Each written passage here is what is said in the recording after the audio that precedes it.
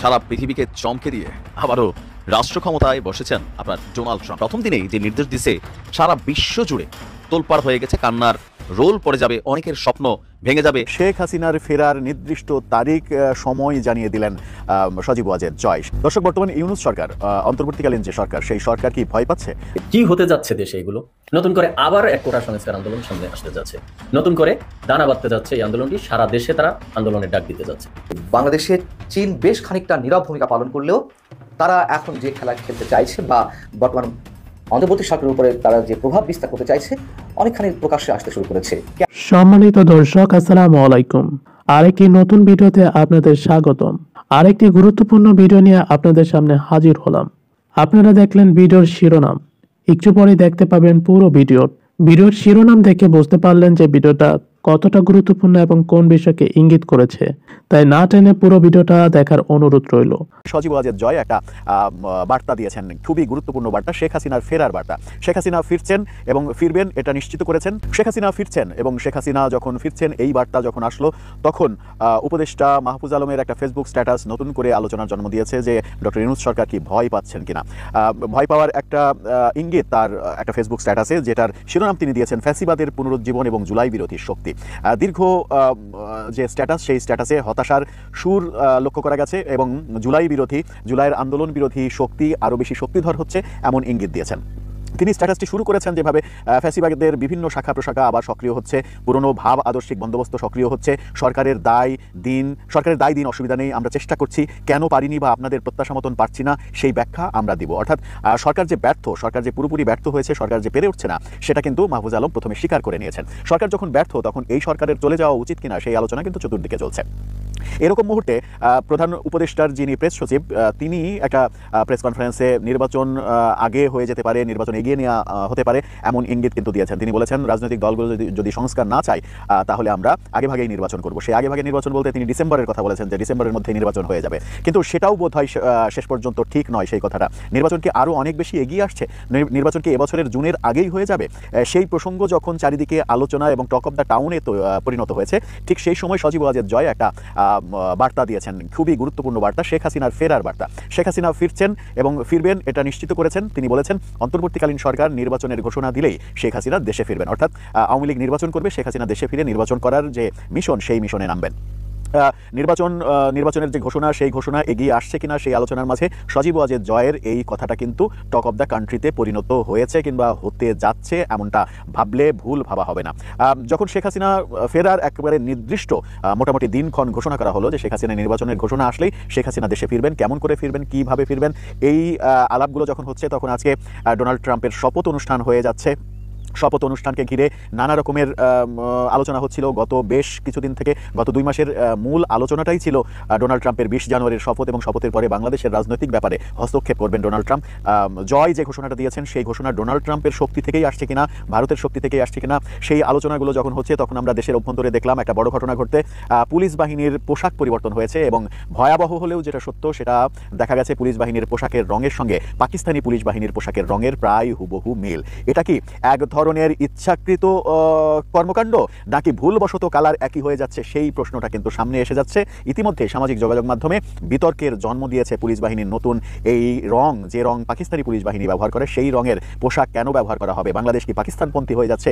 বাংলাদেশ কি পাকিস্তানের দিকে ফিরে যাচ্ছে কিনা? সেই আলোচনাগুলো শুরু হয়েছে। সব মিলে শেখ হাসিনার দেশে ফেরার ইঙ্গিত, বাংলাদেশে পুলিশ বাহিনীর পাকিস্তানি ভাবগাম্ভীর্যের পোশাকের দিকে চলে যাওয়া, উপদেষ্টা মাহফুজ আলম ব্যর্থতা স্বীকার করে নেওয়া, নির্বাচন আগে হবে এরকম ঘোষণা সরকারের পক্ষ থেকে দেয়া, যদি রাজনৈতিক দলগুলো ঐক্যমতে না পৌঁছায়। জুলাই বিপ্লবের ঘোষণা, এই ঘোষণার কবর রচনা বোধহয় হয়েই গেছে, 72-এর সংবিধানের কবর রচনা হচ্ছে না। সব মিলিয়ে ডক্টর ইউনূস সরকারের বিপক্ষেই বোধহয় সবকিছু চলে যাচ্ছে। দর্শক, আপনার কি মনে হয় শেষ পর্যন্ত ডক্টর মোহাম্মদ ইউনূস কি গদিতে থাকতে পারবেন, নাকি তিনি পদত্যাগ করবেন, নতুন করে তত্ত্বাবধায়ক সরকার গঠিত হবে? যে আলোচনাটা ভারতের বিভিন্ন গণমাধ্যম বারবার বলার চেষ্টা করছে, বারবার তোলার চেষ্টা করছে, সেদিকেই কি এগোচ্ছে বাংলাদেশ? আপনার মতামত জানিয়ে লিখতে পারেন আমাদের কমেন্ট বক্সে। বাংলাদেশে চীন বেশ খানিকটা নীরব ভূমিকা পালন করলেও তারা এখন যে খেলা খেলতে চাইছে বা বর্তমান অন্তর্বর্তী সরকারের উপরে তারা যে প্রভাব বিস্তার করতে চাইছে অনেকখানি প্রকাশ্যে আসতে শুরু করেছে। এবং প্রথমেই বলে রাখি যে তারা এই প্রভাবটি এতটাই বিস্তার করতে চাইছে যে আমাদের প্রধান উপদেষ্টা অধ্যাপক ডক্টর মোহাম্মদ ইউনূসকে চীনে নিয়ে যাওয়ার জন্য বিশেষ উড়োজাহাজ বা চার্টার ফ্লাইটে উড়িয়ে নিয়ে যাওয়ার জন্য মরিয়া হয়ে উঠেছে। কেন চীন মরিয়া হয়ে উঠেছে? কি উদ্দেশ্য যে বিশেষ বিমান পাঠাতে চাইছে ডক্টর মোহাম্মদ ইউনূসের জন্য? আমি এই বিষয়ে বিস্তারিত পরে বলছি, তার আগে একটু আপনাদেরকে মনে করিয়ে দিই। 5 আগস্ট শেখ হাসিনা সরকারের পতনের আগে সাবেক প্রধানমন্ত্রী যখন চীন সফরে গেলেন, মাত্র 15 থেকে 20 দিন আগে শেখ হাসিনা চরমভাবে অপমানিত হয়ে ফিরে এসেছিলেন, আপনাদের মনে আছে নিশ্চয়ই। এবং তার সঙ্গে চীনের প্রেসিডেন্ট শি জিনপিং দেখা করেননি। বাংলাদেশ সরকারের পক্ষ থেকে আপ্রাণ চেষ্টা ছিল যে শি জিনপিং এর সঙ্গে শেখ হাসিনা একটি বৈঠক হবে, সেটি হয়নি। শি জিনপিং এর বদলে কার সঙ্গে বৈঠক হয়েছিল? সে দেশের প্রধানমন্ত্রীর সঙ্গে। সে দেশের প্রধানমন্ত্রীর ক্ষমতা কতটুকু আমরা জানি। বাংলাদেশের যেমন রাষ্ট্রপতি একটা আলংকারিক পদ, সে দেশের প্রধানমন্ত্রীর পদও একটা আলংকারিক পদ। তো ফর্মালিটিজ মেনটেনের জন্য সে দেশের প্রধানমন্ত্রীর সঙ্গে সাক্ষাৎ হয়েছিল।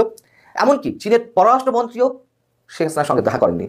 চীনের কোনো রাষ্ট্রীয় গণমাধ্যমেও বাংলাদেশের তৎকালীন প্রধানমন্ত্রী শেখ হাসিনার রাষ্ট্রীয় এই সফরের কোনো কর্মসূচি, কোনো কাভারেজ পায়নি। এবং বাংলাদেশ সরকারের যে আশাটি ছিল যে চীনের পক্ষ থেকে তখন মোটা অঙ্কের একটা ঋণ দেওয়া হবে, একটা ঋণ চুক্তি করা হবে, যেহেতু তখন বাংলাদেশের অর্থনৈতিক অবস্থা ভয়ঙ্কর ভঙ্গুর অবস্থা ছিল। কিন্তু আমার ঠিক এই মুহূর্তে মনে নেই, সম্ভবত $20 বিলিয়ন বা এরকম মোটা অঙ্কের ঋণ পাওয়ার চিন্তা ভাবনা ছিল বা আশা ছিল। সেখানে মাত্র দেওয়া হলো $16 মিলিয়ন। আমার যদি ভুল না হয়ে থাকে অঙ্কের হিসাবে। যাই হোক, মানে যা প্রত্যাশা করেছিল একেবারে নগণ্য একটা ঋণ দিয়েছিল চীন, এবং চরমভাবে অপমানিত হয়েছিল শেখ হাসিনা, যার কারণে তার নির্ধারিত সফরসূচির একদিন আগেই তিনি বাংলাদেশে ফিরে এসেছেন তার মেয়ে সাইমা ওয়াজেদ পুতুলের অসুস্থতার অজুহাত দিয়ে। পরে সেগুলো প্রকাশ্যে এসেছে। এবং আরও মজা ছিল যে এই বিষয়গুলো বাংলাদেশে তখন কোনো গণমাধ্যমে এই বিষয়গুলো প্রকাশ করতে সাহস পায়নি। ভারতের বিভিন্ন গণমাধ্যমে এই বিষয়গুলো পুঙ্খানুপুঙ্খভাবে উঠে এসেছিল। যাই হোক, কেন এটি হয়েছিল? আওয়ামী লীগ সরকার ভারতের প্রতি অতিমাত্রায় ঝুঁকে পড়েছিল। সারা বিশ্বের মধ্যে আগে একদিকে ভারত, তারপর অন্য সবাই, এবং চীন এই বিষয়টি ভালো চোখে নিচ্ছিল না। তারই একটা জ্বলন্ত প্রমাণ শেখ হাসিনাকে চরমভাবে অপমান করা রাষ্ট্রীয়ভাবে।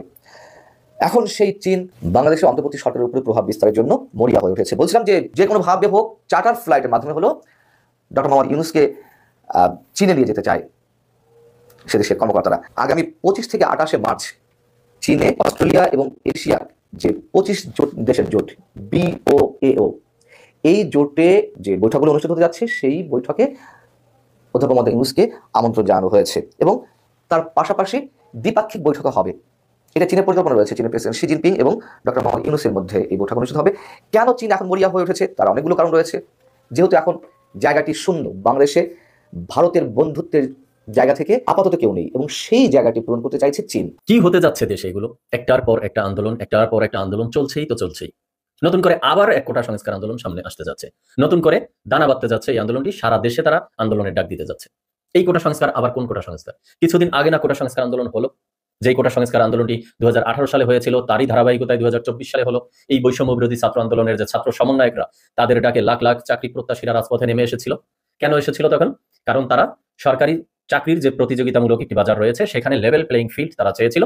সেখানে কোটার নামে যে একটি বৈষম্য ছিল, সেই বৈষম্যটি দূর হোক, সেটি তারা চেয়েছিল। তারা মেধার ভিত্তিতে চাকরি পাবে, সেই আশায় তারা মাঠে নেমে এসেছিল। এরপরে সেই আন্দোলন সরকার বিরোধী আন্দোলনের রূপ নিল, সরকারের পতন ঘটলো। তারপরে এই ছাত্র সমন্বয়কদের মনোনীত, তাদের পছন্দ মতো এখানে অন্তর্বর্তীকালীন সরকারও বসলো। এরপরে 5 থেকে 6 মাস অতিবাহিত হলো।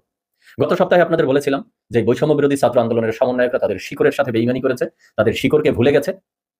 সেখানে ডিটেলস বলেছিলাম যে এই 6 মাস হয়ে গেছে, নিজেদের পছন্দের সরকার বসিয়েছে, তারপরেও তারা এই কোটা সমস্যার সমাধান করেনি। ইভেন একটি সিঙ্গেল ওয়ার্ডও তারা উচ্চারণ করেনি এই 6-7 মাসে।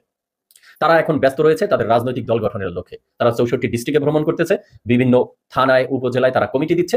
অথচ তাদের যে শিকড় ছিল, তাদের ডাকে ছাত্ররা শুরুতে যেই উদ্দেশ্যে মাঠে নেমে এসেছিল, সেই দাবি তারা ভুলে গেছে। ছাত্রদেরকে এখন আর তাদের মনে নেই। তো সেই কোটা সংস্কার আন্দোলনটি ছিল চাকরির বাজারের লেভেল প্লেইং ফিল্ড তৈরির লক্ষ্যে। সেখানে যে কোটা সংস্কার, মানে কোটার নামে একটি বৈষম্য রয়েছে, সেটি দূর করার লক্ষ্যে। আর আজকের দিনে এসে নতুন করে ছাত্ররা যে আবার কোটা সংস্কার আন্দোলনের ডাক দিতে যাচ্ছে, সেটির প্রেক্ষাপটটা একটু ভিন্ন। এটি হলো একজন স্টুডেন্ট SSC পাস করার পরে, ইন্টারমিডিয়েট পাস করার পরে যে ভার্সিটি অ্যাডমিশন টেস্ট দিয়ে থাকে, বিভিন্ন public university, medical, BUET, engineering ইত্যাদি ক্ষেত্রে ভর্তির জন্য যে একটি প্রতিযোগিতামূলক পরীক্ষা আছে, সেই পরীক্ষার বাজারেও একটি কোটার নামে সেখানে বৈষম্য রয়েছে, সেটির নতুন করে সংস্কারের ডাক দিচ্ছে তারা। তাহলে আজকের দিনে এসে, যেখানে এই অন্তর্বর্তীকালীন সরকারের প্রতিটি দিন নতুন নতুন করে একটি আন্দোলন সামনে আসছে, সেখানে আবার নতুন করে ছাত্রদের এই আন্দোলনটি আসতে যাচ্ছে শুধু এই বৈষম্য বিরোধী ছাত্র আন্দোলনের সমন্বয়কদের বেইমানির কারণে। কারণ তাদের উচিত ছিল তাদের পছন্দের অন্তর্বর্তীকালীন সরকারকে বসানোর পরেই এই বিষয়টির একটি সুষ্ঠু সমাধান করা, কিন্তু সেটিতে তারা ব্যর্থ হয়েছে। আর তাদের ব্যর্থতার কারণেই ছাত্ররা এখন নতুন করে আবার রাজপথে নামতে যাচ্ছে।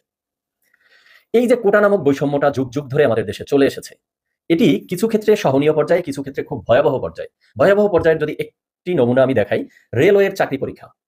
আমরা অনেকেই জানি রেলওয়ের চাকরি পরীক্ষায় 40% রয়েছে শুধু পোষ্য কোটা। পোষ্য কোটাটা কি? অর্থাৎ এই রেলওয়েতে চাকরি করে এমন যে কর্মকর্তা বা কর্মরত যারা রয়েছে অফিসাররা, তাদের ছেলে মেয়েদেরকে ওখানে 40% নিতে হবে, অর্থাৎ 100 জনের মধ্যে 40 জন তাদের ছেলে মেয়েদেরকে নিতে হবে। এরপরে তো সেখানে সেই অন্যান্য যে সাধারণ কোটাগুলো রয়েছে, সেটি জেলা কোটা বলি, মুক্তিযোদ্ধা কোটা বলি, নারী কোটা বলি, প্রতিবন্ধী কোটা বলি, উপজাতি কোটা বলি, যা যা আছে সবই আছে। তাহলে বুঝুন যে রেলওয়ের মতো জায়গায় মেধা দিয়ে আদৌ আর কত পার্সেন্ট নিয়োগ হয়। এরপরে প্রাইমারির ক্ষেত্রে সেম অবস্থা, প্রাইমারিতেও প্রায় 60 থেকে 70%-এর মতো সেখানেও কোটার মাধ্যমে হয়ে যাচ্ছে। কি নারী কোটা আছে বড় অংশ, তারপরে পোষ্য কোটা রয়েছে, বিজ্ঞান কোটা রয়েছে, বিভিন্ন কোটা দিয়ে ভরপুর। এগুলো তো চাকরির বাজারে। আর ভার্সিটি অ্যাডমিশনের ক্ষেত্রেও বিভিন্ন ধরনের কোটা রয়েছে, পোষ্য কোটাও পর্যন্ত রয়েছে। একজন ভার্সিটির যে শিক্ষক, প্রফেসর লেভেলের হোক বা যে কোনো লেভেলের, তার ছেলে মেয়েকে ওই ভার্সিটিতে ভর্তির জন্য একটি কোটা দিতে হবে। বুঝুন কতটা বৈষম্য এখানে বিরাজ করছে। তো এই বিষয়গুলো নিয়ে এখন নতুন করে ছাত্ররা আবার আন্দোলনের ডাক দিচ্ছে। তো এখন কথা হলো, এই অন্তর্বর্তীকালীন সরকারও শুরুতে কিন্তু বলেছিল যে ছাত্ররাই তাদের নিয়োগকর্তা বা ছাত্রদের এই আন্দোলনের ফলশ্রুতিতেই তারা এখানে এসেছে। তো তারাও কিন্তু বিষয়টি ভুলে গেছে। তারা প্রায় 11টির মতো সংস্কার কমিশন গঠন করেছিল, যদিও চাকরির বাজারের বিষয়টি দেখার জন্য দায়িত্ব ছিল জনপ্রশাসন সংস্কার কমিশনের।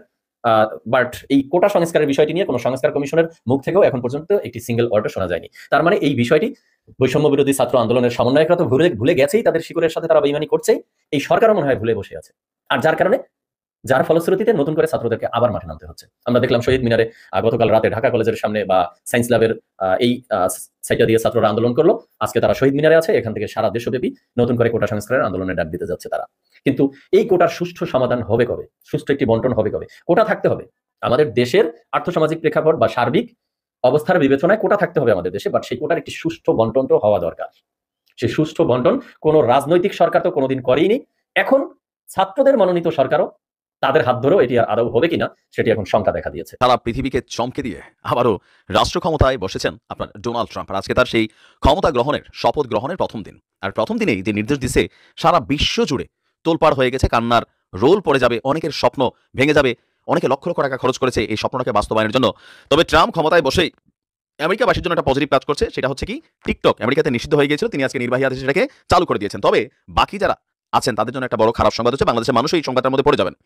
আপনার ট্রাম্পের নির্বাচনী যেই ওয়াদা ছিল, সেটার মধ্যে একটা ওয়াদা সে করছিল তার দেশের মানুষের কাছে, যে এই দেশ থেকে অবৈধ অভিবাসী যারা আছেন তাদেরকে তিনি কি বলা হয়েছে, এই দেশ থেকে বিতাড়িত করবেন। নাম্বার 2 হচ্ছে যুক্তরাষ্ট্রের অভিবাসন ব্যবস্থার উপরও কঠোর বিধিনিষেধ আরোপ করবেন। আর আজকে শপথ গ্রহণের প্রথম দিনই প্রথম নির্বাহী আদেশ একটা দেওয়া হয়েছে। তিনি আপনার আজকে আমরা দেখছি যে প্রথমেই তিনি যেটা করছেন, অভিবাসীদের তাড়ানোর সিদ্ধান্ত নিয়েছেন, এটাকে তিনি বাস্তবায়ন করছেন। আপনি দেখেন পুরা একদম আলু আলু অবস্থায় আছে। আপনার ক্ষমতা গ্রহণের একদিন আগে গতকালকে তিনি বলছিলেন যে ওয়াশিংটনে একটা সমাবেশ ছিল, ট্রাম্পের হাজার হাজার সমর্থক সেখানে ছিল। তো সেখানে তিনি গতকালকে বলছিলেন যে মেক আমেরিকা গ্রেট অ্যাগেইন, আমেরিকাকে আবারও বিশাল করতে হবে বা মহৎ করতে হবে। তো কাল সূর্যাস্তের সময় থেকে আমাদের দেশে অনুপ্রবেশ থামবে, আজকের দিনেই তিনি অনুপ্রবেশ থামাই দিবেন। যারা বিদেশ থেকে লক্ষ লক্ষ টাকা খরচ করে দালালদের মাধ্যমে সমুদ্র পাড়ি দিয়ে বিভিন্ন সীমান্ত দিয়ে আমেরিকাতে প্রবেশের চেষ্টা করছে, পাশাপাশি যারা অবৈধ আছে তাদের জন্য তিনি সিদ্ধান্ত দিয়েছেন যে অভিবাসীদের বিতাড়িত করতে যুক্তরাষ্ট্রের ইতিহাসের সবচেয়ে কঠিন তৎপরতা তিনি শুরু করলেন। এই পদক্ষেপের আওতায় লক্ষ লক্ষ অভিবাসীকে বিতাড়িত করা হবে। তবে তিনি যত বড় নির্দেশ দিয়েছেন, এই অভিবাসন বিরোধী অভিযান চালাতে গেলে কয়েক বছর লেগে যাবে, অনেকের আশঙ্কা, এবং সরকারের হিউজ একটা টাকা খরচ হবে। তবে ট্রাম্প বলছেন এটা যুক্তরাষ্ট্রের ইতিহাসের সর্বশ্রেষ্ঠ রাজনৈতিক আন্দোলন। 75 দিন আগে আমরা ঐতিহাসিক রাজনৈতিক বিজয় অর্জন করেছি, আমাদের দেশ কখনো এমনটা দেখেনি। আজকে থেকে আমি ঐতিহাসিক শক্তি প্রয়োগ করে ব্যবস্থা নেব এবং আমাদের দেশের প্রতিটি সংকটের সমাধান করব। আর আপনার তিনি আবার বলছেন যে দ্বিতীয় মেয়াদে প্রেসিডেন্ট হিসেবে ট্রাম্প কি পরিকল্পনা করছেন তার আভাস তিনি আজকে তার একটু পরে বক্তব্যটা সম্ভবত আমরা আন্তর্জাতিকভাবে দেখতে পাবো। আমি যখন কথা বলছি তার এই শপথ গ্রহণের অনুষ্ঠান টোটালি চলছে, আর সম্ভবত একটা বক্তব্য আমরা সামনেই চলে আসলো যে একটু পরে তিনি এই কাগজগুলোতে সাইন করতে যাচ্ছেন। বাইডেন প্রশাসনের প্রতিটি উগ্র এবং নির্বোধ নির্বাহী আদেশও বাতিল করার প্রতিশ্রুতি দিয়েছেন ট্রাম্প। ট্রাম্পের পরিকল্পনার ব্যাপারে জানাশোনা আছে এমন সূত্রগুলো বলছে যে আপনার ট্রাম্প 200টিরও বেশি নির্বাহী পদক্ষেপ নেবেন। তো প্রথম যেগুলো নিচ্ছেন সেগুলোর মধ্যে সীমান্ত নিরাপত্তার বিষয়টি, মাদক চক্র, বিদেশি সন্ত্রাসী সংগঠন আঁকা দেওয়া, তারপর হচ্ছে আপনার যারা ট্রান্সজেন্ডার আছেন তাদের বিরুদ্ধে কিন্তু ট্রাম্প কঠিন সিদ্ধান্ত নিয়েছেন। আর ট্রাম্পের বিতরণ পরিকল্পনাগুলো অভিবাসীদের মধ্যে এই মুহূর্তে একটা টেনশন তো শুরু হয়েই গেছে। ক্যাপিটাল ভবনের একটি কক্ষে প্রেসিডেন্ট হিসেবে শপথ নিচ্ছেন ট্রাম্প। অনুষ্ঠানটি বাইরে আয়োজন করার কথা থাকলেও আপনার শীতকালীন আবহাওয়ার কারণে তা ভেতরেই করা হচ্ছে।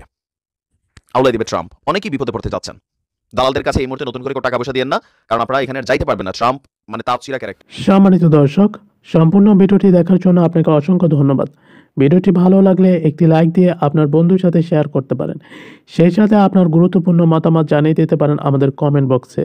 আর আপনি যদি এই চ্যানেলে নতুন হয়ে থাকেন তাহলে চ্যানেলটি সাবস্ক্রাইব করে রাখতে পারেন এরকম আরও নতুন নতুন ভিডিও পাওয়ার জন্য।